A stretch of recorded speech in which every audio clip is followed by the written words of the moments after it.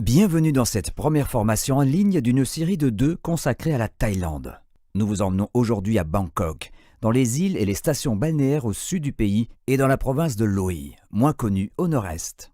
Dans la deuxième formation, nous irons dans le centre de la Thaïlande, le nord et le nord-est, et nous vous montrerons quelques possibilités intéressantes pour voyager d'île en île.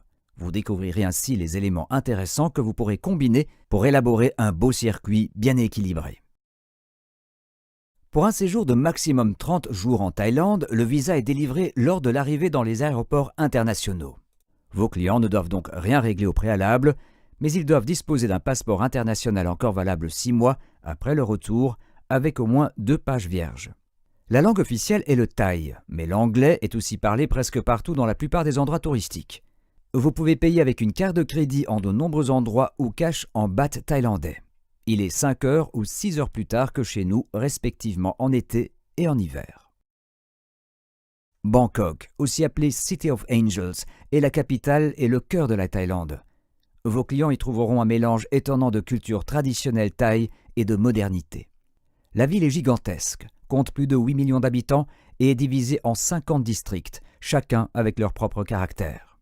La question qui se pose d'emblée est de savoir où vos clients peuvent séjourner dans les meilleures conditions. Nous avons sélectionné pour vous les principaux districts. Sukhumvit est un quartier vivant avec de nombreux hébergements, magasins, restaurants et une vie nocturne particulièrement animée. Sukhumvit Road est le centre économique et d'affaires de Bangkok. Le Siam District plonge vos clients dans la partie commerciale de la ville avec de véritables paradis pour les amateurs de shopping comme MBK, Siam Center et Siam Paragon. Aussi bien Sukhumvit que Siam District sont facilement accessibles par le train aérien BTS et le métro MRT. Siloam Thathorn est également un quartier vivant avec de nombreux bureaux en activité pendant la journée et une vie nocturne très animée en soirée. Il y a une foule de bars, de restaurants, d'hôtels tendance, de marchés nocturnes et de stands de street food. Le Riverside sur les berges du fleuve qui traverse Bangkok est magnifique et très pittoresque, surtout le soir avec ses temples illuminés, ses sanctuaires et le palais royal. C'est ici, le long du Chao Phraya, que se trouvent les racines historiques de Bangkok.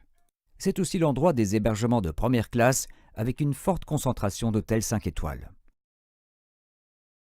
Une des principales curiosités de Bangkok est le palais royal et le temple des Bouddhas d'émeraude qui lui est attenant. C'est un palais splendide avec de nombreux éléments dorés sur sa toiture, des portes imposantes et de superbes ornements décoratifs. Proche du domaine se trouve le temple Wat Po, avec comme attraction centrale un Bouddha doré couché de 46 mètres de long sur 15 mètres de haut, particulièrement impressionnant. Plus loin se trouvent les temples de Wat Sakhei avec une vue époustouflante sur Bangkok et de Wat Arun, le temple de l'aube sur les berges du fleuve. C'est un des temples les plus photographiés de la capitale. Les amateurs de la vie locale doivent absolument visiter le Mae Klong Railway Market à 1h30 de voiture de Bangkok. Les commerçants et les clients doivent régulièrement laisser la place aux trains qui traversent le marché au ralenti.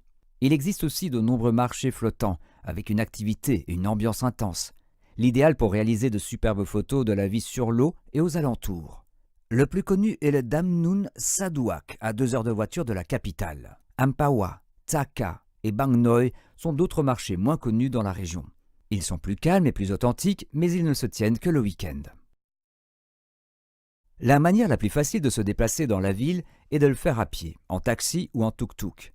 Les taxis sont équipés d'un compteur. Vous devez par contre négocier le prix pour un tuk-tuk. Le train aérien, BTS et le métro sont aussi efficaces et faciles à utiliser. Les klong ou canots se découvrent de préférence en bateau.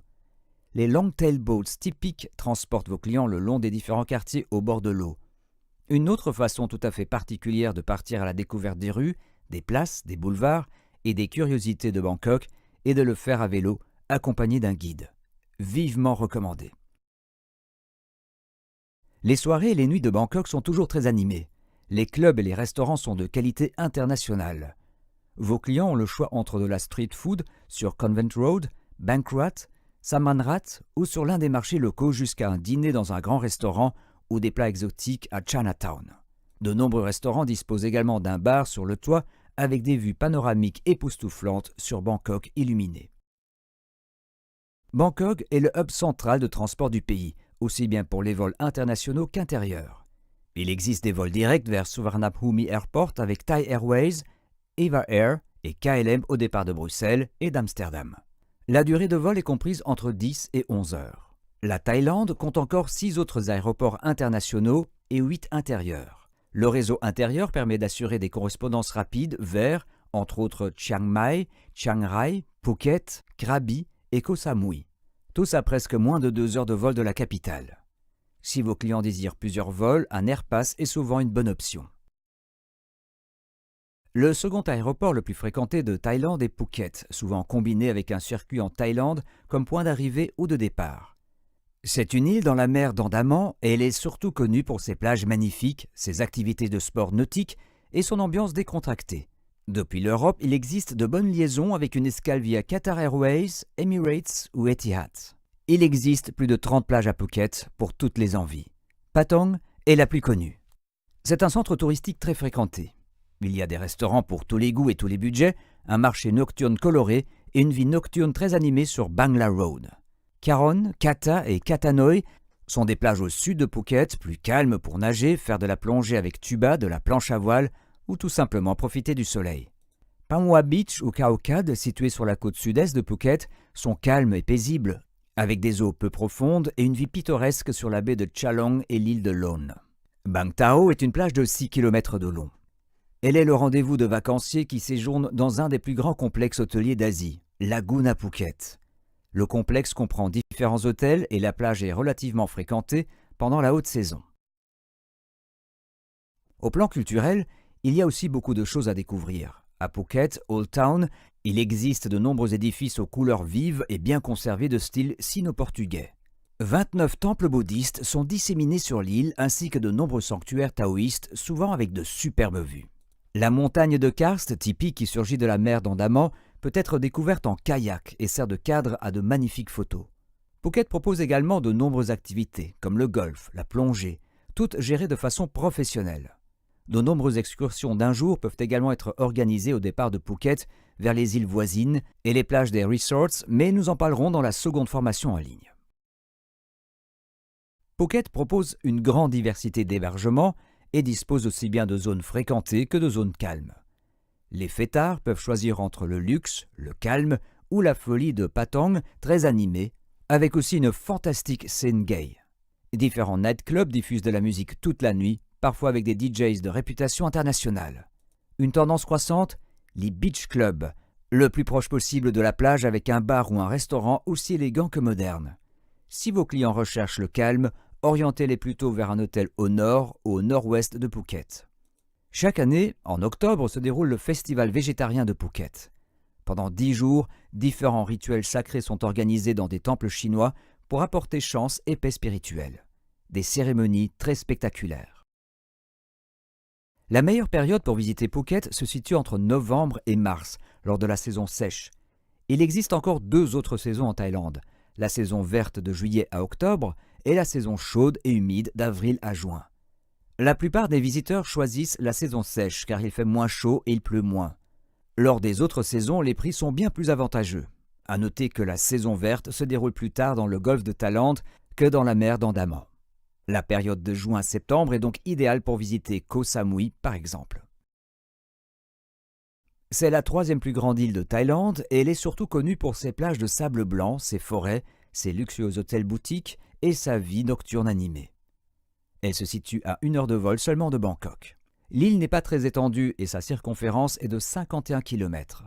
L'intérieur est seulement accessible en 4x4 et est principalement constitué de forêts, de montagnes, de rivières et de chutes d'eau. La nature se prête parfaitement à une excursion d'un jour avec un lunch traditionnel dans un restaurant de montagne. Les plus belles plages sont Chaweng et Lamai avec leur profusion d'hôtels internationaux, de restaurants, de spas et de facilités pour les enfants. La station de Mae Nam est avantageuse question budget, tandis que Pop Hut est apprécié des jeunes mariés à cause du charme rustique d'anciennes maisons de commerce chinoises transformées en restaurants à l'atmosphère unique.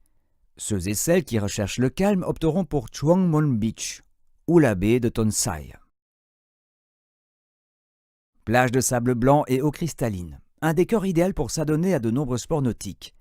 L'île de Koh Tao, toute proche et parfaite pour l'apprentissage de la plongée.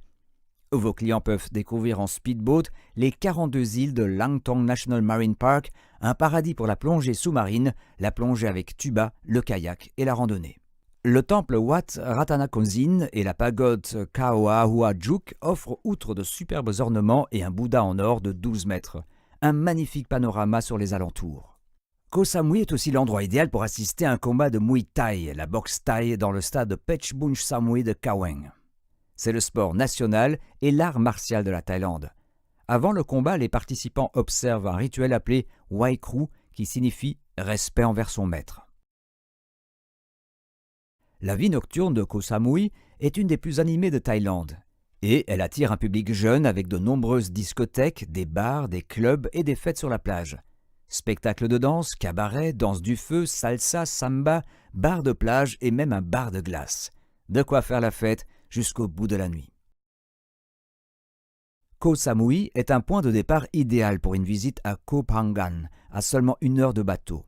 L'île est surtout connue pour ses soirées de pleine lune sur la plage de Hatrin. Plusieurs plages isolées méritent aussi le détour et vous avez le choix entre des bungalows sur la plage jusqu'à des resorts de luxe 5 étoiles. En dehors des soirées de pleine lune, vos clients pourront découvrir la beauté de cette île encore préservée. Nous clôturons cette première formation en ligne avec Loei, une superbe province au nord-est de la Thaïlande. Le tourisme dans cette région n'est pas encore très développé. Vos clients découvrent ici une Thaïlande authentique, sa nature, ses villages et sa tranquillité. Loei est situé à 1 heure de vol avec Air Asia ou Nok Air, au départ de l'aéroport Don Mueang à Bangkok. Chiang Khan est une petite ville près du Mekong. Les anciennes maisons de la rue principale ont été construites en bois. Un marché animé s'y déroule le soir. Vos clients peuvent se détendre sur les rives du fleuve, admirer un coucher de soleil lors d'une balade en bateau, se lever tôt pour apporter des offrandes aux moines, visiter un verger ou méditer dans un temple local. Puruea est un plateau et l'y fait donc plus frais toute l'année. Au Puruea Wen My Resort, entouré de rizières bio, vos clients peuvent découvrir la vie des agriculteurs thaïs. La réserve de Phu Luang offre entre autres de belles possibilités de promenade en été au milieu d'orchidées sauvages. Phu Kradueng, dans le parc national du même nom, est le point culminant du nord-est de la Thaïlande avec ses 1316 mètres. Son ascension n'est pas facile, mais vos clients peuvent y observer une faune et une flore qui valent le détour. Il est possible de passer la nuit dans une hutte ou une tente tout en restant prudent vis-à-vis des éléphants en liberté. Dans le Dan Sai District se déroule chaque année le Pivtakon Festival pendant 3 jours en juin. Les villageois se déguisent en esprits avec des masques traditionnels et des tenues colorées. Ce festival très populaire ne se déroule pas à date fixe et il est aussi appelé l'Halloween Thaï. Outre le festival, la campagne de la région de Dan Sai est idéale pour une découverte à vélo. Nous sommes arrivés à la fin de la première formation d'une série de 2. Dans la seconde, nous découvrirons des villes, des villages et des régions fantastiques du centre, du nord et du nord-est de la Thaïlande. Nous vous donnerons également des conseils pour voyager d'île en île dans le sud. Participez dès maintenant au questionnaire à choix multiples pour pouvoir télécharger votre certificat personnalisé. Merci et bonne chance.